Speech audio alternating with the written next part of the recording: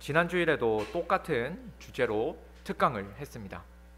지난주는 강의 버전이었다면 오늘은 이 오직 성경의 설교 버전이라 할 수 있습니다.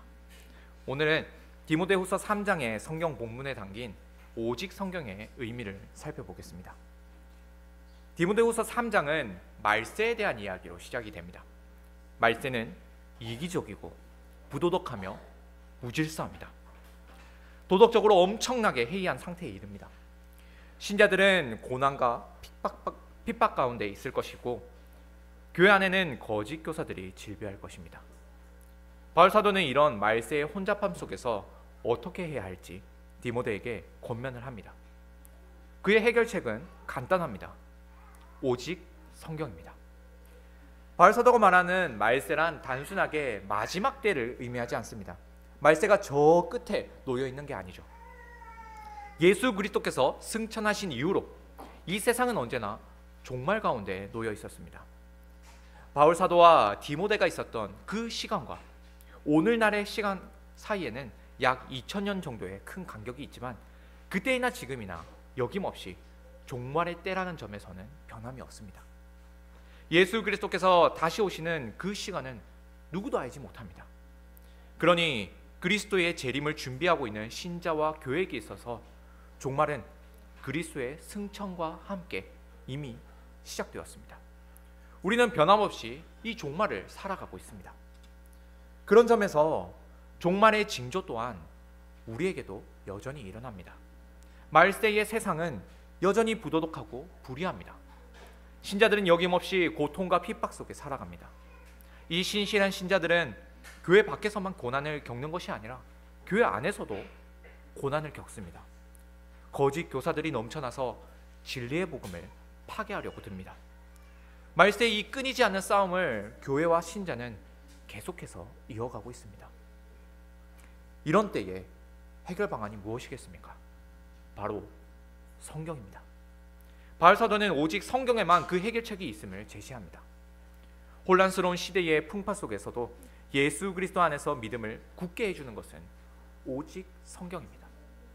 그러므로 여기 계신 모든 성도님들께서 말씀을 통해 성경의 사람으로서 더욱 자람이 있기를 바랍니다. 먼저 이 성경의 원천, 이 성경의 원천이라 하면 성경의 권위가 어디로부터 오는가를 말하는 겁니다. 본문 14절에서 바울 사도는 디모데에게 이렇게 말합니다. 너는 배우고 확신한 일에 거하라. 너는 네가 누구에게서 배운 것을 알며. 디모데는 이미 말세의 혼란 속에서 무엇이 답인지 알고 확신하고 있습니다. 그는 이미 배웠고 확신하고 있습니다. 그건 디모데가 스스로 깨달은 바가 아닙니다. 다른 누군가로부터 배운 것입니다. 디모데는 어려서부터 성경을 알았습니다. 어머니 유니게와 외할머니 로이스로부터 어릴 때부터 성경을 배웠습니다. 디모데후서 1장 5절입니다. 이 믿음은 먼저 내 외조 로이스와 내 어머니 유니게 속에 있더니 내 속에도 있는 줄을 확신하노라. 그는 외할머니와 어머니로부터 성경이 주는 유익인 믿음을 전수받았습니다. 그렇다면 디모데가 아는 이 성경이란 조상으로부터 유전되어 오는 그런 것일까요? 단지 조상으로부터 전수되어 온 전통이 성경의 원천일까요? 그렇지 않습니다. 뒤이어서 바울 사도는 이렇게 설명합니다. 모든 성경은 하나님의 감동으로 된 것으로. 어떠한 일부분의 성경만이 아닙니다. 모든 성경입니다. 모든 성경은 다 하나님의 감동으로 기록되었습니다. 따라서 성경의 원천은 하나님이십니다. 하나님으로부터 성경이 왔습니다. 디모데가 배워온 성경은 단순히 전수받아온 전통이 아니었습니다. 율법과 선지자들이 인간의 뜻을 따라서 전수를 했다거나 인간들의 마음을 근원으로 삼아 만들어진 것이 아니었습니다. 성령님께서 인간 저자들에게 영감을 주사 하나님께서 직접 기록하신 하나님의 말씀입니다. 이렇게 성경의 원천은 하나님에게까지 거슬러 올라갑니다. 디모데가 외할머니와 어머니로부터 성경을 배울 수 있었던 일도, 선지자들과 사도들로부터 성경을 배울 수 있었던 일도 모두 다 하나님의 간섭 아래에서 일어난 일입니다. 하나님은 그렇게 성경을 기록하셨고 성경이 전수되는 과정까지도 간섭하셨습니다. 나아가 신자에게 성경을 알게 하시는 분도 하나님이십니다. 여기서 배울 수 있는 것이 내적 조명이라는 말입니다. 신학적인 용어를 사용해서 조금 어려워 보일 수도 있지만 뜻을 알면 간단합니다. 내적 조명. 여기서 조명은 말 그대로 빛을 비추는 겁니다. 어디에 빛을 비추는가? 바로 우리의 마음 안에 빛을 비춥니다. 그래서 내적 조명입니다. 성령님은 성경이 기록되는 과정 가운데 원천적인 저자이시면서 또 궁극적인 저자이셨습니다. 그런 성령 하나님께서는 성경을 기록했을 뿐만 아니라 성경을 읽는 신자에게도 역사하십니다. 신자가 성경을 읽을 때에 하나님의 말씀으로서 깨닫고 지혜를 얻을 수 있게 하시는 이가 바로 성령 하나님이십니다. 성경을 기록하신 원천도 성령 하나님이시지만 성경을 깨닫게 하시는 그 원천도 성령 하나님이십니다. 우리는 지난 주일 특강을 통해 성경의 권위가 하나님께로부터 왔다는 사실을 배웠습니다. 이 사실은 우리가 익히 알고 있는 사실입니다. 하지만 조금 간과하게 되는 부분이 있다면 바로 이 성령님의 내적 조명입니다. 성령님의 도움을 받아야 한다는 사실은 너무나 익숙하고 당연한 일입니다. 그렇지만 인간 내면에 있는 이성은 자꾸만 실수를 거듭하고 맙니다. 성령님의 지혜에 비하면 한없이 어리석은 인간의 이성이 계속해서 성경을 읽을 때에 머리를 들이밉니다. 그래서 사람의 이성이면 충분히 성경을 전부 다 이해할 수 있을 거라고 여깁니다. 아닙니다. 우리는 성경을 읽을 때에도 예수 그리스도를 아는 지혜를 달라고 성령님께 간구해야 합니다. 우리는 이를 예배의 요소 안에서 찾아볼 수 있습니다.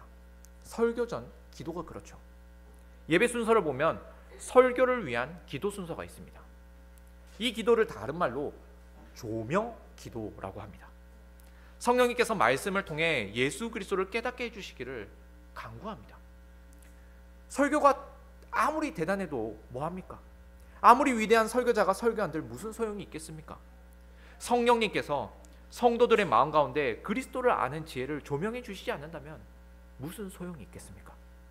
성경 말씀을 기록하신 원저자께서 우리의 마음속에서 하나님의 말씀을 알 수 있는 지혜의 빛을 비춰주셔야만 우리는 성경 말씀을 깨달을 수 있습니다. 말씀을 통해 예수 그리스도를 아는 지식이 넘쳐나도록 성령님께서 도와주셔야 합니다. 이것이 말씀과 기도가 늘 병행되어야 할 이유이기도 합니다. 성령님의 도우심 없이는 우리가 하는 모든 행위가 헛될 뿐입니다. 성경을 배우고 익히는 일도, 설교를 듣는 일도, 성경과 신학을 연구하는 일도 다소 과격하게 표현하자면 무용지물입니다.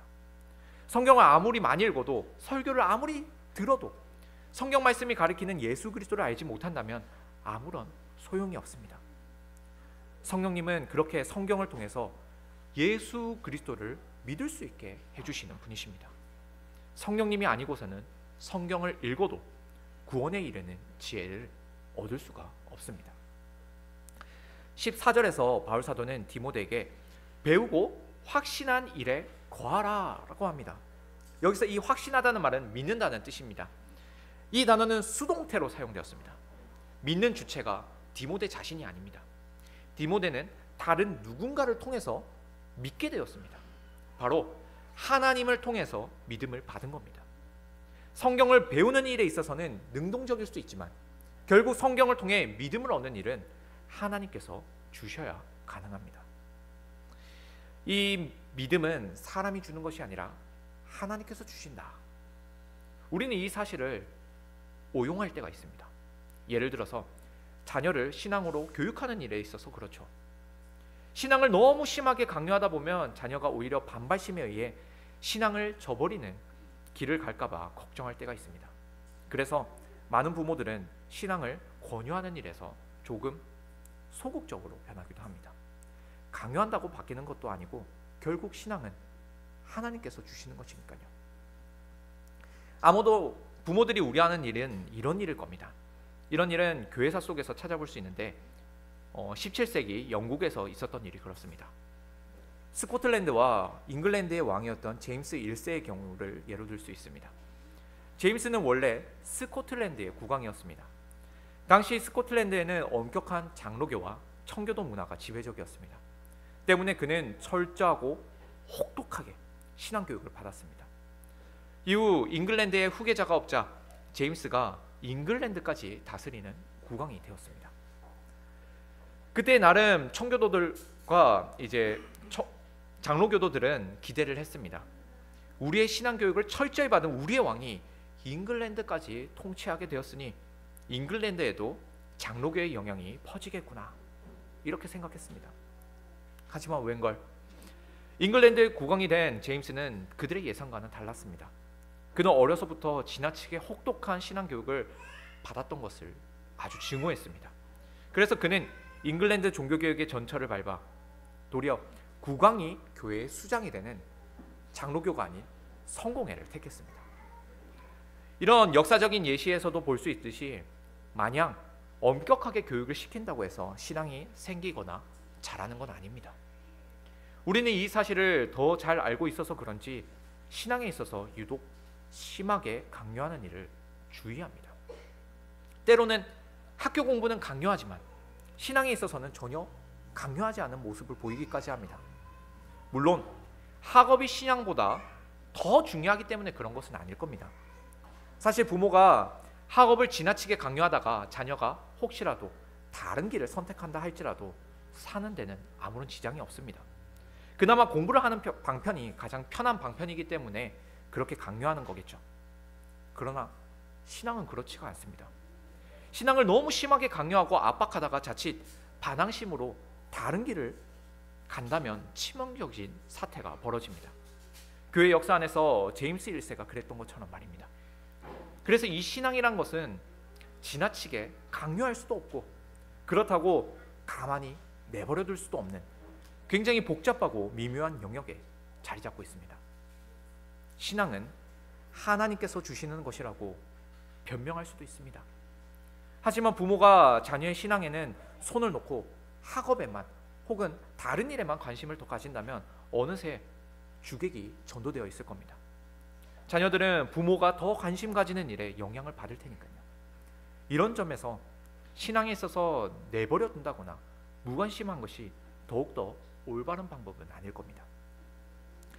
부모가 자녀들에게 전수해야 할 이 신앙은 단순히 성경을 아는 그 지식을 주는 것이 아닙니다. 성경을 많이 읽으라고 맹목적으로 강요하는 일도 아닙니다. 성령님에 의해 성경 말씀에 지배받고 있는 그 부모의 삶입니다. 삶에서 삶으로 신앙이 전수됩니다. 선지자들과 사도들은 성령님의 영감을 받아 성경을 기록했습니다.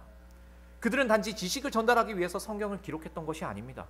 그들은 하나님을 믿었고 하나님을 신뢰했습니다. 그들은 신실한 하나님의 사람이었습니다. 그렇기에 또한 그들은 성경의 사람이 될 수 있었습니다.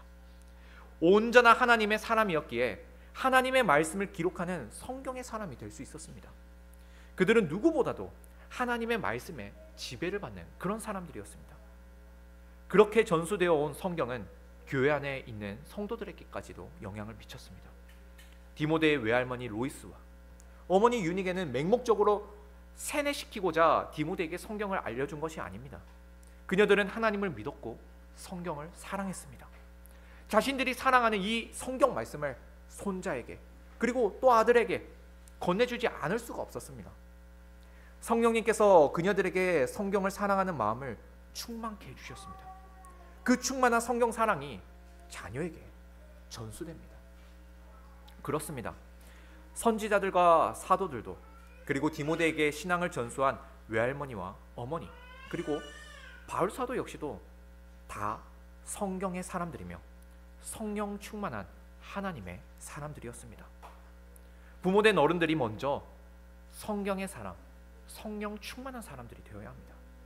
성경을 너무나도 사랑해서 자녀들이 그런 부모님의 모습을 본받을 수 있도록 해야 합니다. 자녀들은 성경을 익히고 배우는 것이 너무나 소중하다는 것을 부모님의 모습을 통해서 본받아야 합니다. 이건 강요도 방종도 아닙니다. 자연스러운 일입니다. 성경의 사람은 성경 말씀의 지배를 받습니다. 그의 말과 행동에는 성경 말씀이 녹아 있습니다. 자녀들은 그런 부모를 보고 성경을 사랑하지 않을래야 않을 수가 없습니다. 자녀만이 아니죠. 우리가 만나는 사람들도 성경의 사람에 의해 영향을 받습니다. 이것이 말세의 혼란을 이기는 그리스도인의 지혜입니다. 오직 성경으로 이기는 겁니다. 디모데후서 3장 2절입니다. 이는 말세의 모습 또한 현재의 모습을 보여줍니다. 사람들이 자기를 사랑하며 돈을 사랑하며 자랑하며 교만하며 비방하며 부모를 거역하며 감사하지 아니하며 거룩하지 아니하며, 이 외에도 수많은 죄학생들이 이 디모데후서 3장에 열거되어 있습니다. 하지만 성경의 사람은 이러한 부패함에 영향을 받지 않습니다. 아무리 현 세대가 부모를 거역하고 윗사람에 대한 존중이 사라졌다 할지라도 성경 말씀만을 좇아 살아간다면 하나님은 당신의 말씀의 권위에 순복하는 자들을 정당한 위치에 세워주십니다. 부모가 성경에 순종하고 있다면 감히 자녀가 부모의 권위에 침범하지 못할 것입니다. 윗권세가 성경의 지배를 받고 다스리고 있다면 아랫사람들 중 누구도 그 권위에 도전하지 못할 겁니다. 게다가 아무리 아랫사람이라 할지라도 온전한 성경의 사람이라면 윗사람들도 그를 우러러볼 것입니다.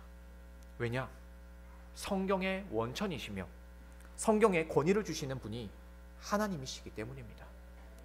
하나님은 당신의 말씀에 순복하는 자의 권세를 지켜주시는 질서의 하나님이십니다. 다음으로 성경에는 충분한 능력이 있습니다. 말세의 고통 속에서도 온전한 하나님의 사람이 되게 하는 그런 능력이 성경에 있습니다. 우선 하나님의 사람이라는 이 용어에 대해서 정의를 내리고 시작하겠습니다. 하나님의 사람으로서 가장 실제적인 모습은 교회의 직분자입니다.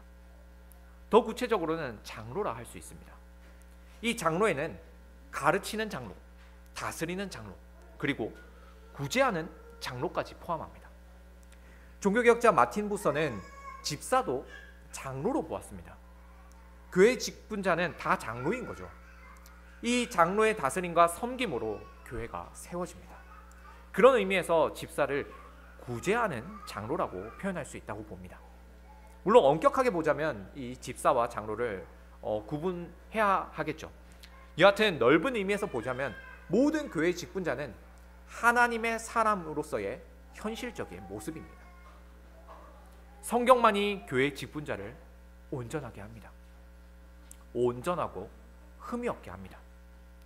교회 직분자를 세울 때에 세상의 직위나 그 권세를 기준으로 세우지 않습니다. 돈의 많고 적음도 직분을 세우는 기준이 될 수 없습니다. 나이가 많다고 세우는 것도 아닙니다. 교회 직분자는 성경을 기준으로 세웁니다. 바울 사도는 다른 두 목회서신 디모데전서와 디도서를 통해서 직분자의 자격이 어떠해야 하는지를 그 기준을 제시합니다. 우리는 그 성경의 기준으로 직분자를 선출하죠. 오늘 본문에 따르자면 성경의 지배를 받는 성경의 사람이야말로 온전한 하나님의 사람, 직분자, 교회의 직분자라고 할 수 있겠네요. 뒤집어서 말하면 교회의 직분자는 성경의 사람이 되어야 합니다. 성경의 사람은 성경이 주는 교훈과 책망과 바르게 함과 의로 교육함에 순복하는 사람입니다. 성경이 명령한다면 담대하게 실천하고 성경이 책망한다면 겸손하게 자신을 살피는 사람입니다. 성경이 지도하는 대로 자신을 바로 세우며 그리스도의 의로움을 따라가는 그런 사람입니다. 성경만이 우리를 참으로 하나님의 사람이 되게 합니다. 교회는 이렇게 성경의 사람들로 직분자를 많이 세워야 합니다. 오늘 본문이 말씀하는 대로 오직 성경만이 이 말세의 격정 속에서도 교회에게 승리를 가져다 주니까요. 하지만 성경보다도 시대의 풍조에 휩쓸리는 직분자들은 다릅니다. 어떻게든 유행을 쫓아가기에 바쁩니다. 어떤 방식이 대세를 따르는 방식인지, 누가 더 많은 영향력을 가졌는지, 어떻게 해야 사람들에게 인기를 끌 수 있는지에 모든 정신을 몰두합니다. 성경의 사람을 직분자로 세우지 않았을 때의 교회의 모습이 그렇습니다. 그렇게 교회는 자꾸만 성경이 아닌 다른 토대 위에 집을 짓게 됩니다. 반석이신 하나님의 말씀이 아니라 모래 위에 집을 짓는 거죠. 사람들은 이 시대가, 오늘날의 교회가 위기라고 합니다. 출산율 저하로 인해서 주일학교 학생들이 없고 교인 수는 자꾸만 감소합니다. 노령 인구는 자꾸만 늘어가서 점점 교회 안에 봉사할 사람이 적어집니다. 여러 가지 원인으로 인해 목회자 후보생들도 줄어들고 있으니 목회자가 없는 교회도 점점 더 속출할 것입니다. 경제는 늘 불안정하고 물가는 상승합니다. 그렇게 교인들의 형편도 좋지 않으니 교회는 재정적인 어려움도 따라옵니다. 세상의 혼란스러움은 교회에게 나쁜 영향을 주고 있습니다. 그래서 다들 교회가 위기라고 합니다. 교회가 꼭 밖에서만 영향을 받나요? 교회 안에서도 받습니다. 시대가 혼란스러울수록 거짓 교사들이 일어나 거짓된 가르침을 더 크게 설파합니다. 신자들은 거짓된 복음에 눈이 멀어서 신앙을 잃어버리기도 하고 헛된 길에 빠지기도 합니다. 사실상 사람들은 성경적인 교회보다도 내 마음에 합한 교회를 찾아다닙니다. 내 마음에 드는 교회를요. 나 자신을 성경적인 교회에 맞추려고 하지 않고 교회를 내 마음에 맞추려고 합니다. 하긴 교회가 편의점만큼이나 많은 이 나라에서 돌아다니다 보면 자기 마음에 맞는 그런 흡족한 교회 하나쯤은 찾을 수 있을 겁니다. 어쩌면 그것 역시도 귀찮으니 유튜브 안에서 교회를 찾거나 가난한 교인이 되는 것도 방법입니다. 디모데후서 3장 시작에서 말하는 이 말세의 모습과 오늘날이 다르지 않습니다. 지금도 여전히 말세입니다. 그러나 바울 사도는 이 혼란함 속에서 확실한 답을 제시합니다. 디모데 역시도 그 답에 확신을 가지고 있습니다. 바로 오직 성경입니다. 오직 성경만이 어지러운 세상 속에서 신자를 온전한 하나님의 사람이 되게 합니다. 정말로 그렇게 성경의 지배를 받은 온전한 직분자가 교회에 많아져야 합니다. 그래야 이 어둡고 혼탁한 시대에 하나님의 진정한 선하심이 드러날 수 있습니다. 17절 후반절입니다. 모든 선한 일을 행할 능력을 갖추게 하려 함이라. 이 성경이 갖추게 한다는 이 선한 일은 무엇일까요? 사람들은 도덕적인 기준에서 선과 악을 나눕니다. 그러나 신자에게 있어서 선과 악의 기준은 성경에 있습니다. 하나님의 말씀이 선과 악을 나누는 기준이 됩니다. 도덕적으로 아무리 선한 일일지라도 하나님의 말씀을 기준으로 삼을 때에 선하지 않은 일이 있습니다. 예를 들어서 일요일에 봉사활동을 한다면 선한 일을 행했다고 할 수 있습니다. 세상의 도덕적인 기준에서는요. 그러나 우리는 이 주일에 예배드리는 일이야말로 가장 선한 일임을 고백합니다. 하나님께서 기뻐하시는 일을 하는 것이 선한 일입니다. 세상의 관점에서 착한 일이 아니라 하나님의 보시기에 기뻐하는 일이 정말로 선한 일입니다. 성경은 우리로 하나님께서 기뻐하시는 그 선한 일을 행할 수 있는 능력을 갖추게 합니다. 여기서 갖춘다 이 말은 장착한다, 장비한다 라는 말입니다. 선한 일을 행할 수 있는 그 능력이 우리에게 장착됩니다. 세상의 사람이었을 때는 우리는 도무지 하나님께서 기뻐하실 만한 그런 선한 일을 행할 수가 없었습니다. 그러나 성경의 사람이 됨으로써 하나님을 기쁘시게 하는 선한 일을 행할 수 있습니다. 그 능력을 갖출 수 있습니다. 죄인이 어찌 하나님께 영광을 돌리겠습니까? 죄인으로서 드러나는 하나님의 영광은 공의와 진노뿐입니다. 그러나 성경의 사람이 된 후로 하나님의 사랑과 자비와 또 정의와 공의로우심이 조화롭게 찬양됩니다. 오직 하나님께만 영광이 있음을 고백할 수 있습니다. 우리는 오직 성경으로 하나님께서 기뻐하시는 선한 일을 행할 수 있습니다. 오직 성경으로 오직 하나님께만 영광을 돌려드릴 수 있습니다. 이처럼 성경은 구원에 이르는 지혜가 있게 하고 신자를 온전한 하나님의 사람으로 자라가게 해줍니다. 교회를 바르게 세우고 세상을 밝게 인도하는 직분자가 되게 해줍니다. 앞서 하나님의 사람에 대한 구체적인 모습이 이 직분자라고 했습니다. 그러면 여성 성도들에게는 적용점이 없는 걸까요? 교회 직분자라 했을 때에 자연스럽게 여성 성도들은 제외되는 듯한 인상을 받을 수가 있습니다. 당연히 그렇지 않겠죠. 부부는 한 몸입니다. 남편이 장로라면 아내도 한 몸으로서 그 역할과 책임을 나누고 있습니다. 돕는 배필로서요. 아내의 도움이 없다면 남편은 장로로서 그 직무를 감당하기 어렵습니다. 제가 결혼하기 전에 아내를 설득하기 위해서 사모는 교회 직분자가 아니라고 했습니다. 그러니 부담을 가질 필요가 전혀 없다고 했죠. 교회에서는 호칭상 사모님이라고 부르기는 하겠지만 목회자의 아내를 부르는 이 사모는 직분이 아닙니다. 맞죠? 제 아내에게는 미안하지만 한 몸이 된 부부가 서로 도와야 합니다. 미안하지만 솔직히 교회 직분자의 아내라면 그만큼 감당해야 할 역할이 있습니다. 한 몸이 된 부부가 서로를 도와야 합니다. 모든 직분자의 아내는 아내로서 이미 충분히 부담스럽습니다. 온전한 하나님의 사람, 성경의 사람이 되어야 한다는 점에서 여성 성도들도 다르지 않습니다. 그런 의미에서 모든 여성 성도들에게도 하나님의 사람으로서의 적용이 분명히 있습니다.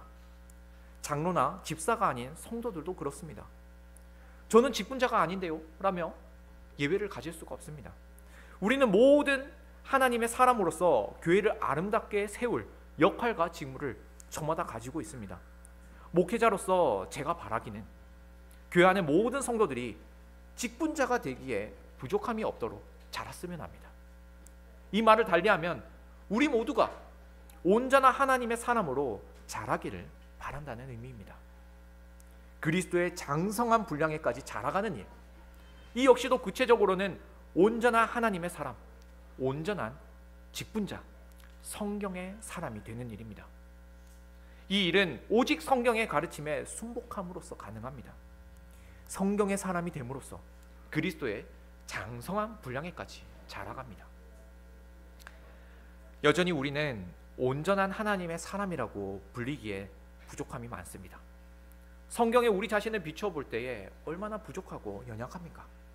그래서 오직 성경만을 알아야 합니다.